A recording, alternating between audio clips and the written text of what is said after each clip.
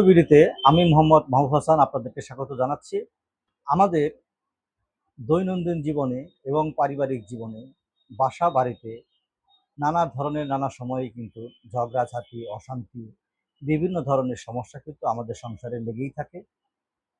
এবং আমাদের এই সংসারে যে অশান্তি বা ঝগড়াঝাঁটি, মনোমালিন্য, স্বামী স্ত্রী, বাবা মার সাথে, নিকটতম আত্মীয় স্বজনদের সাথে, পাড়া প্রতিবেশীর সাথে, এরকম নানান ধরনের লোকদের সাথে কিন্তু আমাদের কিন্তু অশান্তি কিন্তু লেগেই থাকে বা অনেক সময় ঝগড়াঝাটি তৈরি হয়। তো আমাদের যে এই সমস্ত বিষয় থেকে, এই সমস্ত ঝগড়াঝাটি থেকে পরিত্রাণ পাওয়ার জন্য আমি আজকে আপনাদের সাথে 4টি টোটকা বর্ণনা করব। আশা করি আপনারা এই টোটকাগুলি যদি পালন করেন অনেকাংশেই আপনারা এই সমস্ত ঝামেলা থেকে কিন্তু উপশম পাবেন। প্রতি শনিবার দিন সন্ধ্যার সময় অসৎ বৃক্ষের নিচে সরিষার তেল দিয়ে একটি প্রদীপ জ্বালাবেন। অসৎ বৃক্ষের নিচে সরিষার তেল দিয়ে প্রদীপ জ্বালানোর ফলে আপনার কারণে শনি গ্রহ শান্ত থাকবে এবং প্রশমিত থাকবে। শনির প্রভাবকে প্রশমিত করবে, চাপ কমাবে এবং বিরোধ মিটিয়ে দেবে।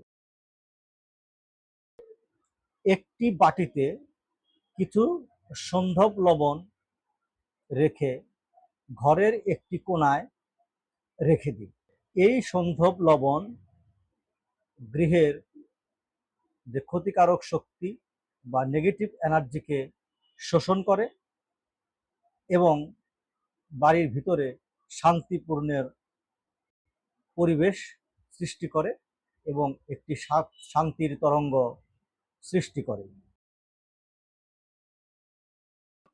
চলমান জলে বা নদীতে এক টুকরো গুড় প্রতি মঙ্গলবার নিক্ষেপ করুন। এই গুড় বহমান জলে নিক্ষেপের কারণে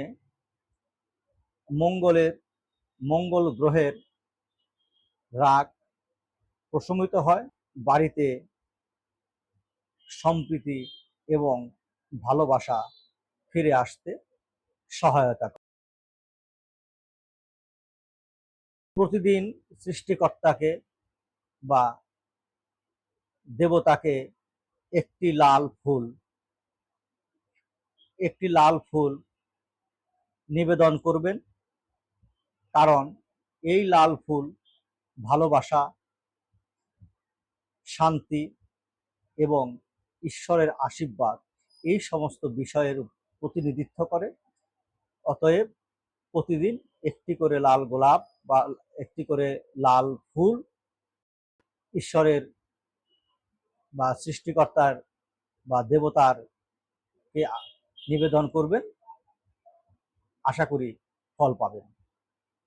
তো আমি আপনাদের সঙ্গে সহজ সরল চারটি টোটকার কথা বললাম।